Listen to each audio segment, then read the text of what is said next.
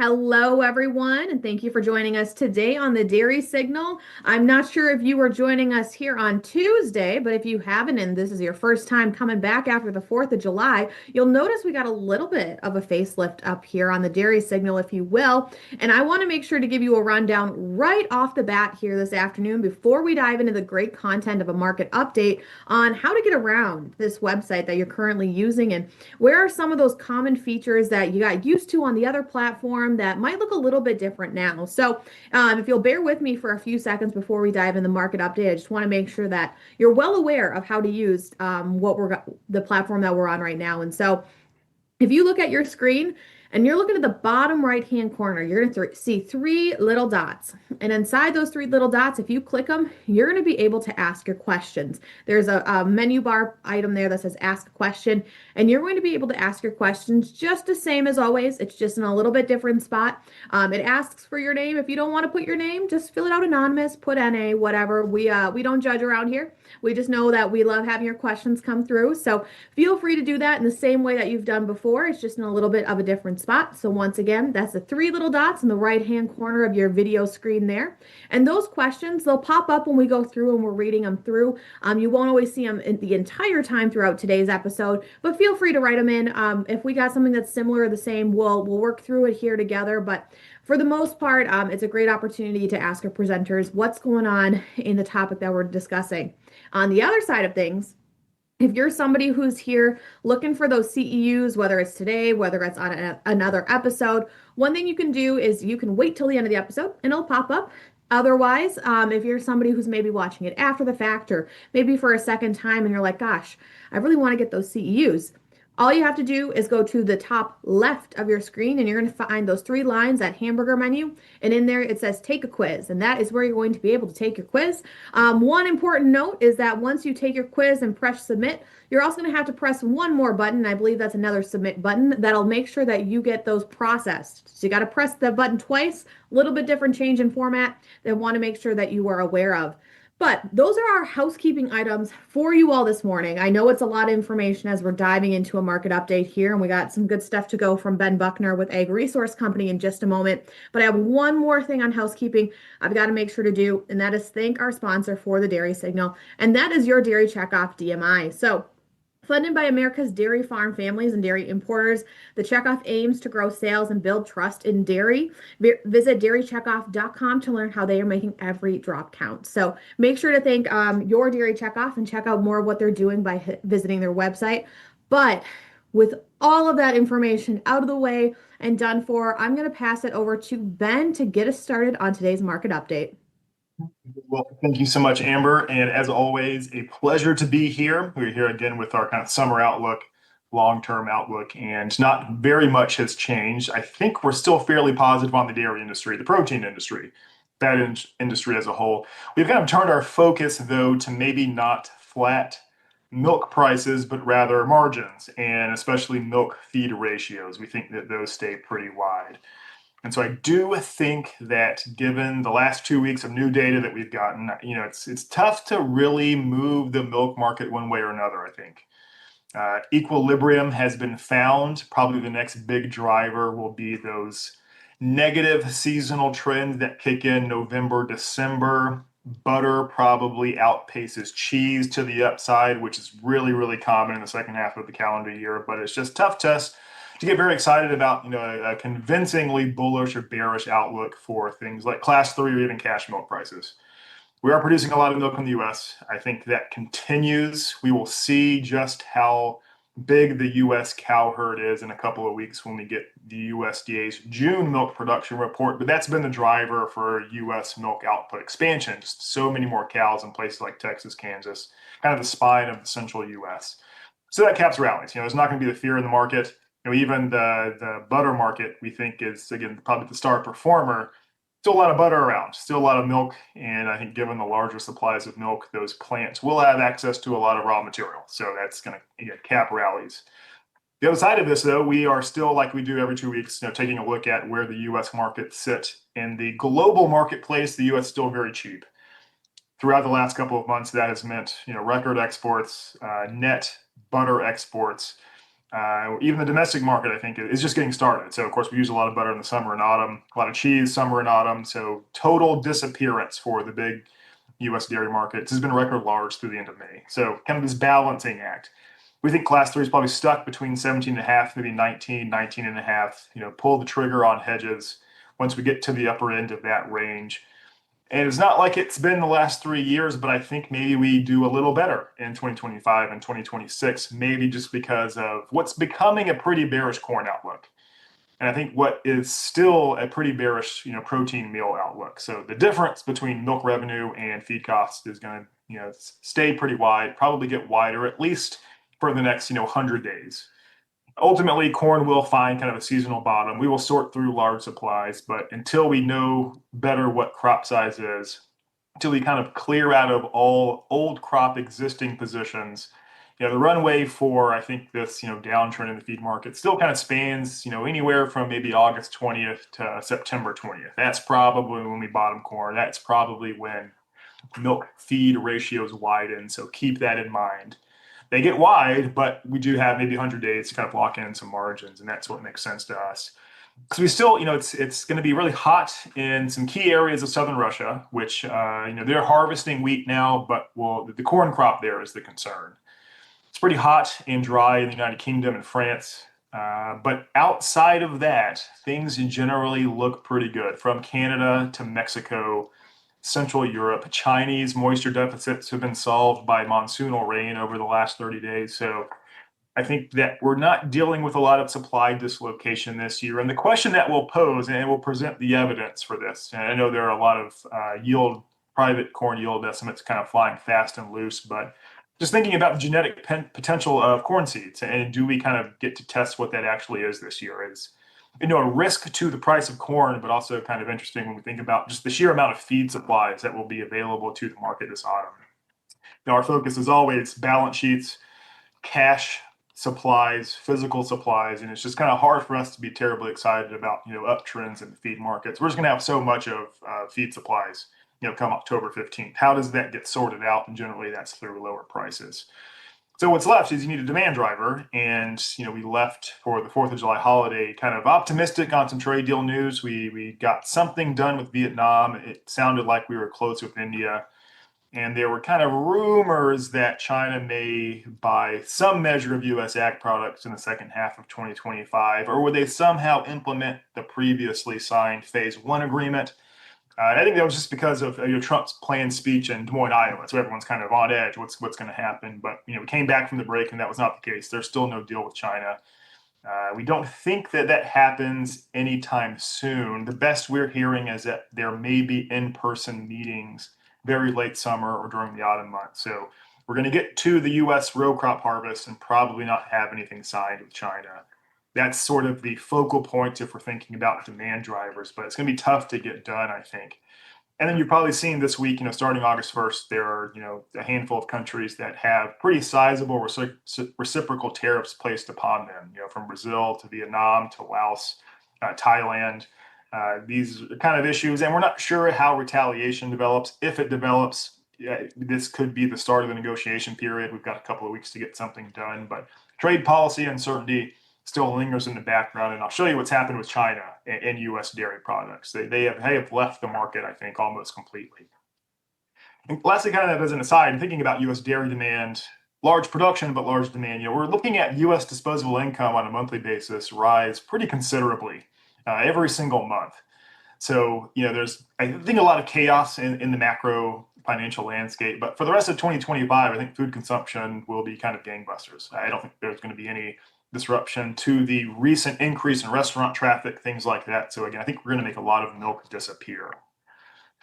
We are stuck somewhere around current levels. So the all milk cash price in May was $21.30, up 20 cents from April.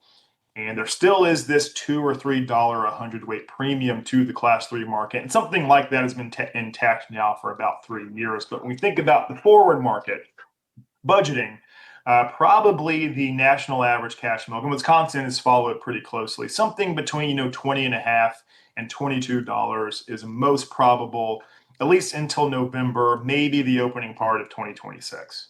Yeah, it's hard for us to see really this movement in this the last couple of months and really identify something that changes the recent range and something like class three or the all milk cash price. So there's enough, but also we're going to make a lot of this stuff disappear. So that's kind of what we figure planning on is cash milk prices averaging something like $21 a hundredweight in most states and nationally. And what we do have to contend with, I think, and why we're not, as bullish of milk, even in midsummer, early autumn, as we have been the last 3 years, really is again cow herd expansion. Yields have alternated between growth and contraction, but we do think mathematically it's pretty simple to forecast pretty decently sized growth in U.S. milk production and supplies, at least for the remainder of summer. We kind of are assuming that the cow herd doesn't change in June and July. Maybe it grows, maybe it shrinks a little bit, but it's going to be pretty close to where it exists today. And even assuming the sort of long-term average of yields, just fractions of a percent, you're still left with total production, 1.5% above last year through the rest of summer. When we put all that together, we do think May, July U.S. milk production will be an all-time record 58 billion pounds. So this is the first time in many years that we will see growth, which is not insightful. We've seen growth return in the last several months, but just wanted to sort of highlight and communicate that there will be no shortage of milk in the U.S. And kind of as we touched on 2 weeks ago, at least New Zealand and Australia are keeping production steady to a little bit higher for the months of April and May. So the world as a whole seems to be okay in terms of milk supplies, and that is unique to the last 3 years. That's not something we've dealt with, especially during the second half of summer. But here we are, and so that is important to recognize. Not surprisingly, there is a pretty decent correlation, even on a monthly basis, between milk production growth or contraction and cheese production growth or contraction. Again, not surprising, but we can all kind of see and feel the expansion of cheese production capacity, and those plants will benefit from this higher milk supply, especially in places like Texas, where production herd growth is sort of concentrated. And those plants should have less of an issue producing a lot of stuff and getting it out into the marketplace. So probably, American cheese, cheddar production continue to grow, 5 or 10%, at least through the remainder of summer, probably into September or October. So it's not a supply-driven market. If anything, it's kind of a supply-driven weight on the market. So that's kind of on one side what's happening, and explains why you do get, periodic tests of, 19 and a half class three. Those don't seem to be lasting. And I think that is the reason why is because of larger supplies. The second issue is, and we were, questioning this, March and April, but now that we've got data through the end of May from the Census Department, China, because of trade tensions, has left. Exports, all dairy product exports to China in the month of May just were 11,500 tons. That's down about 80% from where we were in February and March.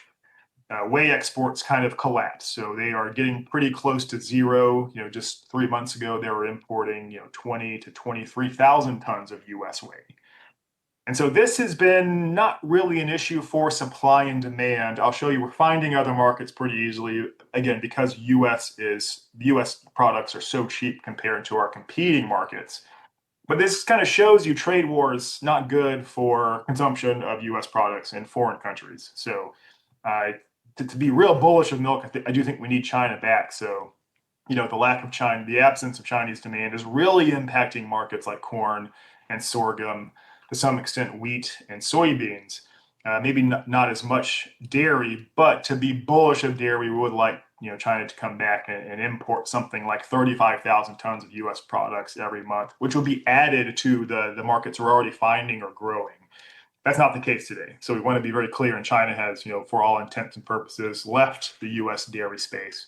And on the margin, at $19 class three, it's not a positive thing. So again, thinking about this as we get most likely seasonal bounces in dairy markets and class three milk, just thinking about we're going to have less milk than we have today over the next 6 months. That's a very seasonal milk production kind of factor.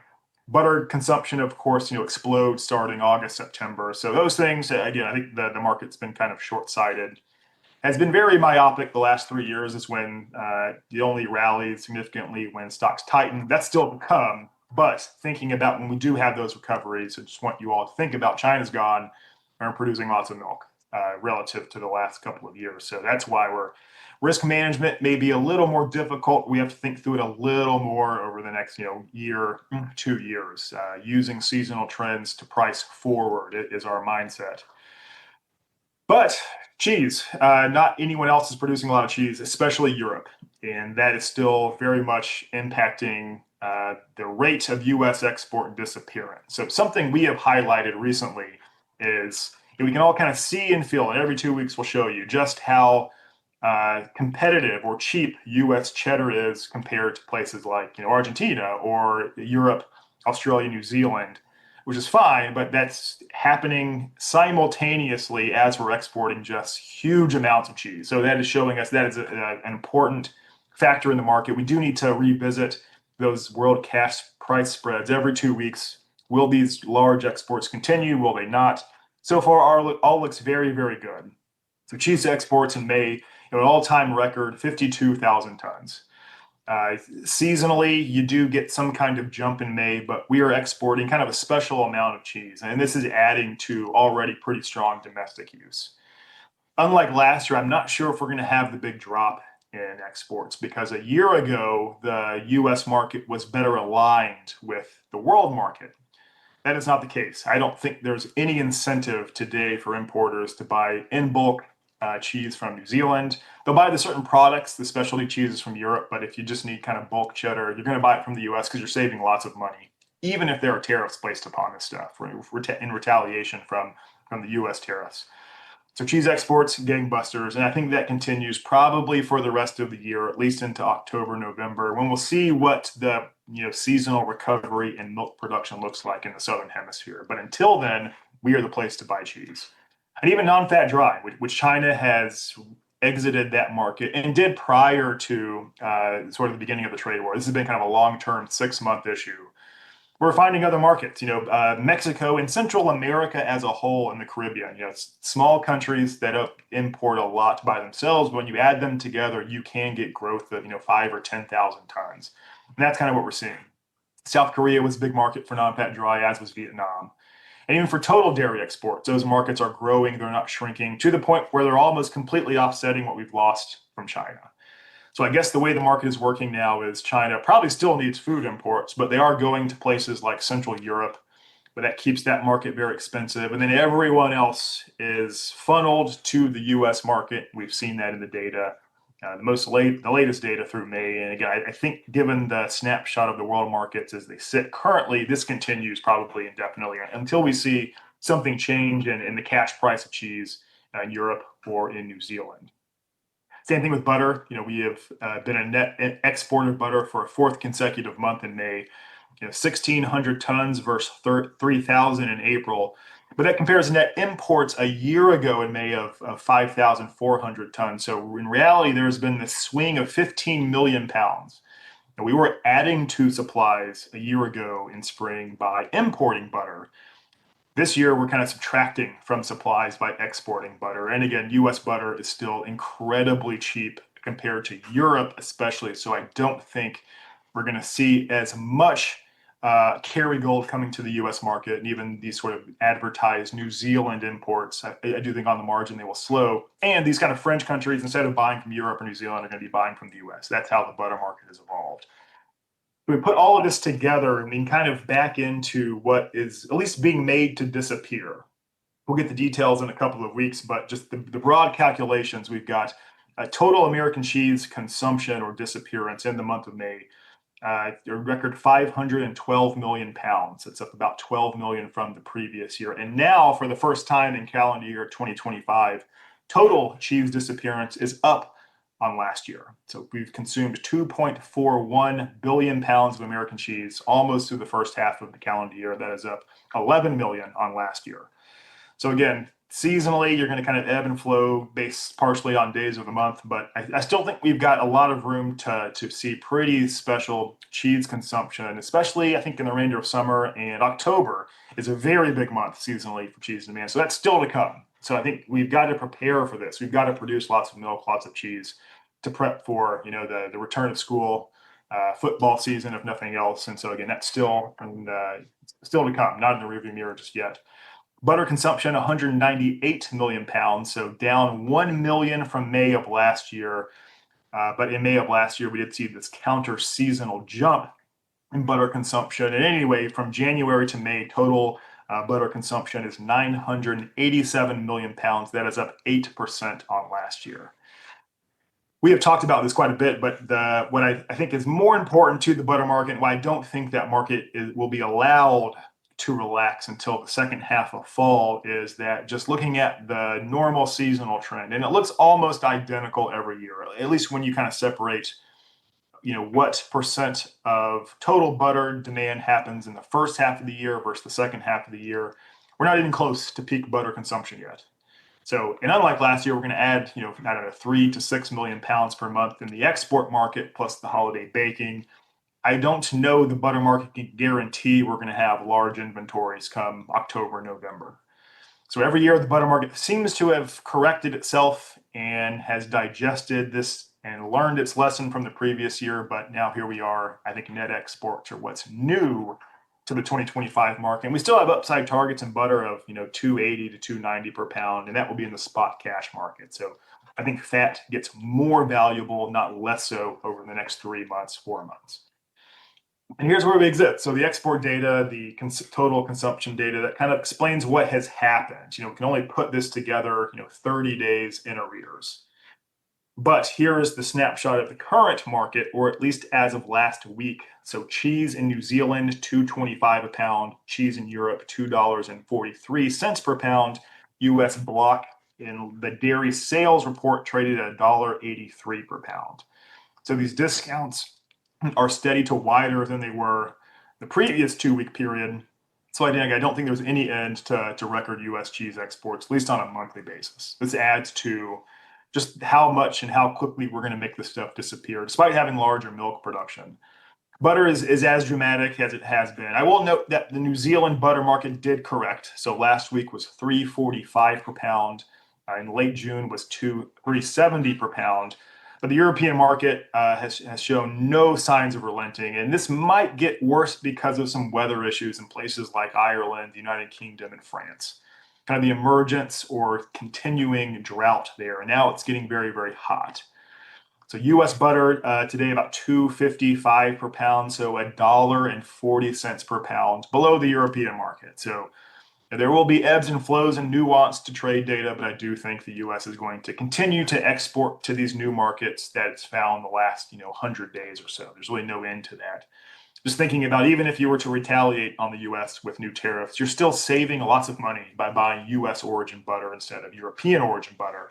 So important to note. So again, I think we'll do all this again in 30 days, and we'll find butter exports are very good. Cheese exports were a record for that month, and this is kind of snapping up breaks, or at least lending support to the market. So class 3 may break, but I think the importing end user community will look at that as an opportunity and use that to extend forward coverage. I think partially the milk market, and this is what it's done, the last couple of years, is just kind of trading what's right in front of it. So again, we've talked a lot about seasonal trends, and those trends are very weak and bearish the first quarter of the year.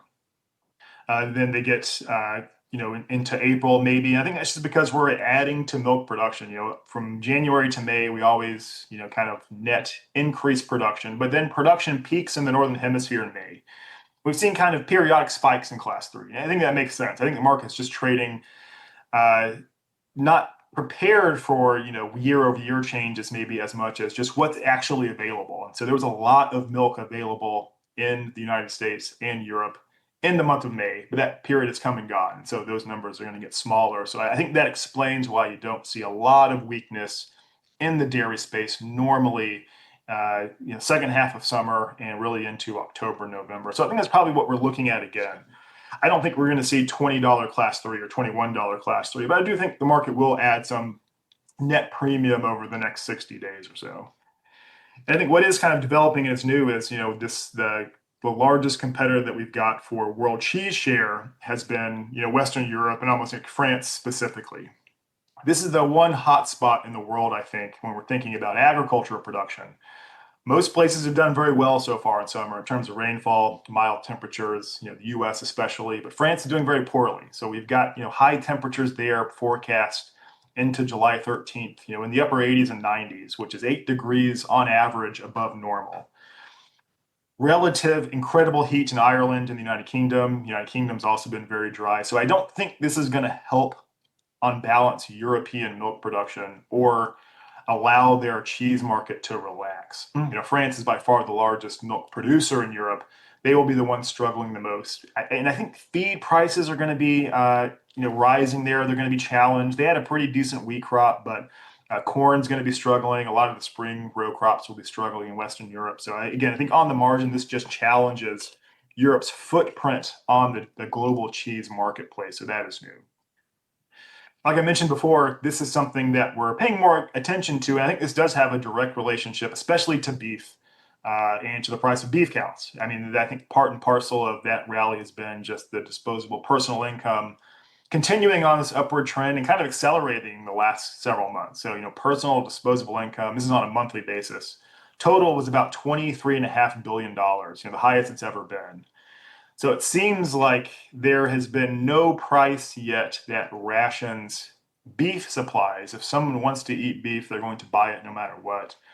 A similar trend has been observed, especially the last couple of years in butter. So butter at $3.50 per pound for a couple of days in 2023 really did nothing to consumption. And I think that this explains it. The US is still spending a very small portion of total income on food. So what is the difference between $2 and $4 butter or beef prices where they are? It's not really impacting, national personal balance sheets just yet. So this is a positive. I think we're going to consume a lot of protein and a lot of fat through the rest of 2025 and probably into 2026 until something changes. There's a lot of chaos in the market, but so far the macro space has been able to kind of weather what we've seen so far, and that's, again, a positive for food consumption. And we'll do kind of lastly in the dairy space, kind of our 2-week check-in on the whey market, and it's doing exactly what it should and is expected to do. Had some weakness 2 weeks ago, but kind of back to resuming this uptrend line. And so extrapolating this out, I think we're going to see whey prices in Q4, 65 cents, 70 cents per pound. Even today, the whey market's the highest price it's been in midsummer since 2021. And every other month, we struggle to produce more than we consume, and whey stocks are not abundant. And this is occurring despite the absence of Chinese demand and pretty ho-hum total U.S. whey export demand. I think the domestic market's just absorbing a lot of this stuff. And thinking about protein, dairy as a protein source, I mean, that is, I think, going to be more and more in vogue as we move through the next couple of years. And so this is a positive for whey, and I think a positive for cash milk prices. Again, thinking about the value of a volume of raw milk, it's not going to be as valuable as it was 2 years ago, but there is still a lot of value in this. And I think that's what we're focusing on when we think about, fat and protein markets outperforming feed markets, certainly. And that is kind of the silver lining here. Again, I think we're still very positive on the US and really global dairy space, but it may not be a flat milk price phenomenon. Rather, I think there's still this bearish outlook in corn, at least until you get into sort of the early part of autumn. And the meal market may not be as bearish at current prices, but there's really not much available that we can identify to lift that market out of the doldrums. So we look forward to kind of new crop positions in this stuff. The ratios get pretty wide, and I think probably widen at least moderately between now and October 15th. That is when we kind of focus on locking in margins. But again, this is what I think is driving dairy producer profitability for the rest of 2025 and maybe into 2026. I just think feed markets are going to be oversupplied this fall. What gets us out of this period of oversupply? That's the hard thing to identify today. A Chinese trade deal certainly would do that, but what are the odds and how fast does that develop is the next question. And so the list is numerous on why we are bearish of corn and a little bearish of soybean meal. The Brazilian corn market, I think, will eventually be oversupplied to the point where we're competing in the US for that Mexican market, even despite their proximity to the US. So there's a firm in EMEA. They keep track of everything in Mato Grosso, and they're the best at what they do. Probably the most reliable tracker of Brazilian agriculture in that country. Just this week, they raised their Mato Grosso Safrinha harvest estimate, production estimate, to 54 million tons, by far record, and up 3 million tons from June. And also, Mato Grosso by itself produces more corn than Argentina now. The market has been really firm in Brazil, at least at ports and at ethanol plants, and so it's been kind of hard to reconcile this incredibly large winter corn crop in Brazil. Recall we talked 2 weeks ago. It rained in Mato Grosso, Brazil, in June, which I don't know if it's ever happened in bulk, but they got about 2 inches in the second half of June. Very, very good. That crop usually does not have water at grain fill. This year it did. I think it'll be a very special year for Brazilian corn yields. I think the strength there in that market just is explained by really slow harvest, which is a function of late planting date. So we knew this was coming, but we're kind of harvesting more and more. I think next week the Mato Grosso market specifically will have enough to meet its pretty large domestic market needs. And so at that point, everything that's harvested after July 15th or so has nowhere to go. It's going to go into the export market. And I do think there's going to be a lot of competition for world market share. So it's been slow today. That market is very tight. The domestic market will snap up everything that's harvested in Mato Grosso for another 7 days. But after that, I think it's when that market starts to relax. And it's happening already. So again, the market's firm. It's not doing anything. Were we seeing seasonal lows a lot higher than last year and a lot higher than we expected? But now the last couple of weeks that started to shed premium a little faster. So the Brazilian cash corn index, just the last 3 days, has lost about 35 cents per bushel. Probably you don't see lows in the Brazilian corn market until sometime in late August or September. And farm gate corn prices in some pretty big markets in Mato Grosso, the largest producing state there, are already down to about 320 per bushel US equivalent. So not yet below the cost of production there, but getting very, very close. Ultimately, again, I think the corn needs to find an outlet that will be in the export market. So the big picture theme is that unlike a year ago, we're going to have a lot of competition for U.S. corn exports. It hasn't started yet, but it probably starts August, September, just before we're harvesting what will be this very big, probably record large U.S. corn crop. And otherwise, there are not a lot of secrets to the feed market. I think Mother Nature has just outperformed in both hemispheres since about February 1st. In the US, we started spring with pretty sizable drought coverage. I think at the peak was drought covered technically something like 52% of US corn planted area. Now it covers, just 12 or 14%. Here are soil moisture ranking percentiles as of July 7th. And the one spot we've got that is, I think, maybe the hot spot in the country is the northern third or so of Illinois. That area needs rain. But otherwise, we're thinking about what does the national corn yield do or soybean yield if you don't have heat, dryness, and drought kind of west of the Mississippi or in places like Kansas and Nebraska, which have struggled for drought, almost every year over the last decade. They're doing very well. We have got moisture surpluses in Nebraska, which is odd. And the clients we work with there are pretty adamant about, if this continues for another 30 days, very probably we will see record Nebraska corn yield. So again, it's just Mother Nature performing really well. U.S. weather outside of northern Illinois has been very, very favorable. And so that's kind of the beginning and end of the feed outlook. I guess as of now, we don't see a lot of change to that. So I think the one focal point in the corn market, soybean markets to a lesser extent, but corn specifically, after we get through tomorrow's USDA report, does it rain in Illinois or does it not? I mean, of course, it's going to rain. There are questions, does it rain in Nebraska or Kansas or Iowa or Wisconsin, but I think soil moisture there is pretty abundant. Again, northern Illinois is where the largest long-term moisture deficits are. And on the left, you see NOAA's 5-day precipitation forecast, which is pretty reliable, but can bust in the details. So I think after tomorrow's WASDE, we're going to be measuring what are the probabilities of it raining 1 or 2 inches in northern Illinois. And then it's kind of radar maps, rain gauges, things like that. But if this forecast verifies, problem spots, maybe isolated to places like Indiana and Ohio, and even there, I don't think we're dealing with disasters, but maybe something like modestly below trend yield. So everywhere else seems to be doing very well. I also think what is unique so far this year has been the absence of sustained heat. We have gone through bouts of heat, no doubt, especially kind of Illinois and eastward. But it's cooled down quite a bit. And now we're going to be peak pollination in corn, probably in the next, 7 or 10 days. And on the right, you've got at least the 5-day temperature anomaly forecast. And it's very pleasant. You can kind of probably all feel that, lows in the 60s, I think in the 6 to 10 day period, high temperatures almost Corn Belt wide will be in the 70s. So I don't think there's going to be a threat of at least, kernel numbers on a lot of these corn plants in the Midwest US. So that's what we kind of think about the nationally, what is the genetic potential of corn? And I know you kind of seen estimates, and we're kind of in the same camp, 183, 186. Those seem kind of absurd given the last decade, but it's just locations to us, just assuming that you kind of avoid major problems almost everywhere, which is not something we've been able to do the last 5 years. So if you add record yields to Iowa and also Nebraska, what does the national corn crop look like at that point? And that's, I think, the risk to the price of corn, but also why we do think milk feed ratios widen further. Here is NOAA's associated 2-week change, projected change in soil moisture. So stability in Illinois, further improvement kind of everywhere farther west, including places like Texas, Oklahoma, Kansas, which are notoriously hot and dry, but haven't been this year. So again, it's just kind of weather. And especially for the next 2 weeks, we do think the corn crop will be about 60% silking on July 20th. Forecast can see pretty reliably what general conditions will be during this period, and it looks pretty good.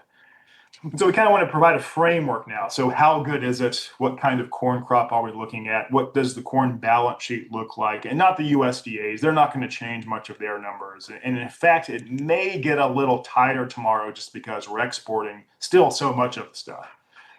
But when we think about the counter seasonal jump in corn crop ratings over the last 2 weeks, you have 73% good excellent, which historically is a pretty special rating for the first week of July. Not the best, but certainly at the upper end of history over the last couple of decades. Iowa especially, 86% good to excellent first week of July. They will be about a third pollinating, as of today. So again, there's a lot of potential, at least for very, very large yields in the Western Corn Belt. But even nationally, when we think, let's isolate years since 1990 that on July 7th or 10th, the U.S. corn crop was rated 70% good to excellent or better. And this is what that looks like. It is not guaranteed to have trend or above yields, but it is highly probable. Anywhere from 2 to 15% above trends. I think 15% this year would be a little tough, but even assuming 2% above trend, I think it's reasonable math that is a national corn yield of 185.5 bushels an acre and add something like 400 million bushels to the current iteration of the USDA's balance sheet. And we won't know reality, maybe ever, but it's certainly not final yields until January. But we want to think about the marketplace in terms of what will be traded. What will the USDA print in August or September? I think a year ago in August and September, the US yield was above 183 bushels an acre. So for them to print something like 185 or 186, whether right or wrong, is a risk for the price of corn, but also works in the favor of dairy operating margins.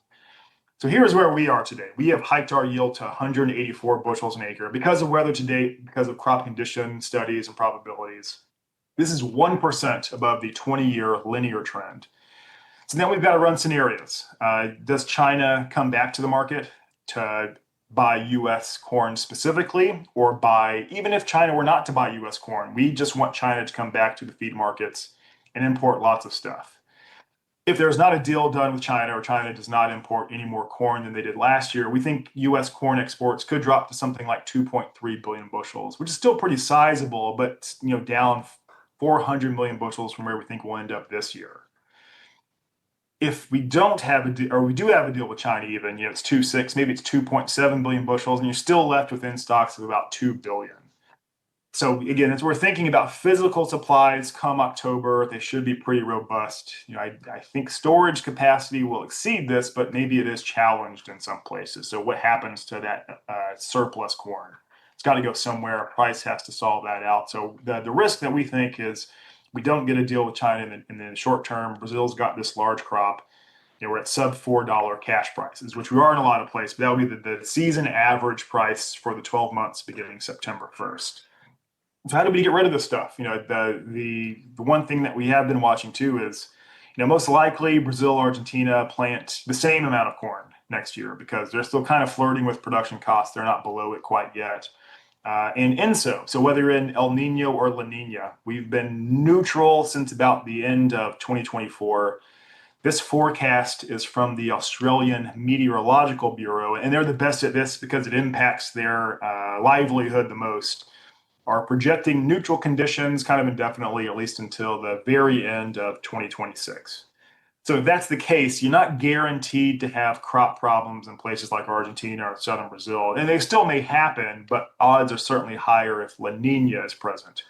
That is not in the forecast from kind of the people that do it the best. So maybe we're looking at another year of trend yields in Argentina and Brazil. Australian wheat production probably not threatened. So, world grain supply is getting bigger, not smaller. And again, thinking about the feed market, again, you're going to see a lot of corn yield estimates, a lot of talk about weather and corn stock supply and demand. But to us, it's really what's concerning is everything kind of on the fringes of corn supply. So we've got almost finalized winter wheat acres, and we're using a hard red winter wheat yield just fractionally above trend. So we're carrying over a pretty big 400 million bushels of hard red wheat into the 25-26 crop year. We'll even allow total hard red consumption to grow by 50 million bushels. And we're still left with 460 million bushels of supply. So that market probably is the weakest, certainly of the world wheat markets. Is the goal of the market in 26, 27 to cut acres by 2 or 3 or 4 million to balance supply and demand? This just looks to be pretty challenging. It does add to competition for feed demand, especially in places like Texas and West Kansas. A decent portion of those wheat crops are fed. So larger corn crops, pretty sizable, not record, but pretty sizable, hard red wheat inventories at the end of the year. And sorghum too. So again, part of the message, very simple. We've avoided weather threats in the United States so far. We're not getting rid of enough sorghum. This is U.S.-Chinese trade tension, of course. To date, we have only shipped 74 million bushels of sorghum into the global market. China hasn't bought really anything since December. And so that's down 65% from last year, which a lot of this is built in, but I still think that given current pace, we're going to fall short of the USDA's annual U.S. sorghum export forecast. This gets added to stocks. But think about, again, cash corn in Wisconsin in the Midwest, October 15th, how much exists, what does the market have to do to clear inventories? The USDA does forecast sorghum ending stocks to decline by 13 million bushels in 25-26, but that only happens if exports increase by 150 million bushels. We don't think that happens unless there is a U.S.-Chinese trade deal, which we hope does get successfully negotiated. But if that's not the case, we do think there is a risk that sorghum stocks rise to a multi-decade high, nearly 100 million bushels. And so again, thinking about the Kansas feed market, there's going to be a lot of stuff that is competing for probably what is an unchanged beef cow herd. So again, that's kind of the concern and the risk we think in the feed markets. Maybe not the next 2 weeks, but certainly by the early or middle part of autumn. So this is what this looks like. Again, assuming 184 corn yield, really assuming USDA balance sheets everywhere else, we will have about 3.5 billion bushel in stocks when we combine corn, hard red winter wheat, and sorghum. That would be the most since 2016. Markets were pretty deflated in 2016. So, again, I think the cash market's got to sort out this issue with lower prices. And then the question becomes, how fast is it resolved? And that will be, I think, up to Mother Nature. Do you have problems somewhere else? Southern Hemisphere this year, Northern Hemisphere next spring, summer. It just may take more time than people think to get rid of all this extra feed supply, especially. Unfortunately, we're not done. The Argentine wheat crop last year was pretty big, and they're not exporting it fast enough. So we can kind of back into domestic use through July 1st, and we know what exports are from Argentina in terms of wheat as of July 1st. And so we think that Argentina still has about 11 million tons of wheat on hand today. Unlike most years, they probably don't stop exporting wheat until they harvest wheat again in December and January, and so the whole thing starts over. So it's just kind of hard for us to forecast, tightening wheat, corn, sorghum balance sheets. So what are price targets? I do think the breaking corn is paused this week because we're still selling a lot into the world market. The corn market August 1st may be very, very tight, but is that enough? So for today, it's kind of giving us some pause. Maybe everyone sees this big crop coming, but at least for the next 30 days, let's kind of sort out what exists today. Long term, you've got this pretty glaring open chart gap, 395 basis spot Chicago. It's probably going to get filled. September almost did it yesterday. Kind of your initial target, but I think we're struggling to identify something that prevents, at least for a week, couple of days, testing last year's harvest low, right at $3.60 per bushel, like probably your next target. We do like locking in margins at this point, but just know for the next 45 days, corn market probably is going to be kind of a slog, and bearish trends probably dominate. And once we get through tomorrow's USDA report, it's back to weather. Weather looks good. And even long term, here's where we think about stocks to use to price. It's not an incredibly tight correlation, but again, we're struggling to forecast a 2025-26 U.S. corn stocks to use ratio much below 14%. That pretty easily is a sub $4 cash market. Compared to this year, I think it's about $4.20. Downside risk is still present in corn. Soybean meal, again, the market's not expensive. It's hard to be overly bearish of this stuff. The speculative community is very, very short already. But probably at some point in the next, 3 months, we are going to test, 2015-16's low of about $255 per ton. That is when we would probably hedge some protein meal. But again, I don't think there's much to lift this market for any length of time. And like we talked 2 weeks ago, thinking about biofuel policy, we're going to have to produce so much soybean oil starting January 1st, 2026. Crush capacity has to be nearly maximized. That is the goal of that market. And so that does keep soybean meal production supplies pretty elevated to the last couple of years. So that was a very long-winded way of saying neutral milk prices, bearish feed markets. I think margins do improve at least between now and October. At that point, start thinking about passing off some risk. So thanks again for your time, and questions now or in the future are always welcomed. Well, thank you, Ben, for all that information. It's always a lot going on, especially when we're thinking about things not only US, but globally as well. And I know we have some questions that have come in here that we'll get to in a second, but I do want to remind folks, if you are watching, you want to ask your questions, a little bit different spot to look for in terms of writing in your questions these days. It's now going to be at the bottom right-hand corner of your video screen, and you'll see 3 dots. You hit those 3 dots, and you can type your questions after you hit the button that says Ask a Question. So with that, we'll get underway with the current ones we have. First one here reads, today's announcement about the prospect of 50% tariffs on Brazil imports. How do you see this impacting our grain markets? Also, BRIC doesn't seem to coordinate their markets. Do you see that changing? Yeah, I don't know. Yeah, it's the second part, yeah, good question. I guess there is at least more incentive to coordinate if trade policy gets more chaotic. But I don't know. It hasn't happened yet. Yeah, we've been talking about this for 15 years, so we've been not much come out of that. But I do think there is kind of an underlying desire, and this kind of predates the trade war. It's China's organizing its own sphere of influence. The U.S. is doing the same. How does the world kind of get divided in two? I think that lingers in the background. So probably a little more coordination, not less. As for the first question, I don't think it means much of anything. It will only enhance the need to produce soybean oil for the domestic market. And I say that because a not small portion of renewable diesel production in the last couple of years has been made with beef tallow imports from Brazil. Those are already not outlawed, but you don't get as big of a credit with the 45Z passing. But now if you have 45Z disincentives, and you add 50% to the cost of Brazilian tallow, then you're not going to import Brazilian tallow. That will be replaced with U.S. Domestically produced soybean oil. Other than that, though, I think the trade between the two countries is pretty small. This is kind of more messaging purposes than anything else. Okay. Next question then here reads, given the current beef prices remaining high, what are the driving factors for dairy expansion right now? Dairy prices are fine, but it seems an interesting change given the current state and lack of change in dairy and beef spaces. Yeah, I think what we have kind of gathered is, as consolidation occurs, so the biggest dairy farms can add cows pretty quick if the incentive is there. And so I guess we have seen enough incentive that there's been a lot of cows being added to herds. Again, Kansas, Texas, South Dakota have been the 3 biggest. And that probably continues. Maybe you can kind of turn it on and off the cow number spigot depending on where margins exist.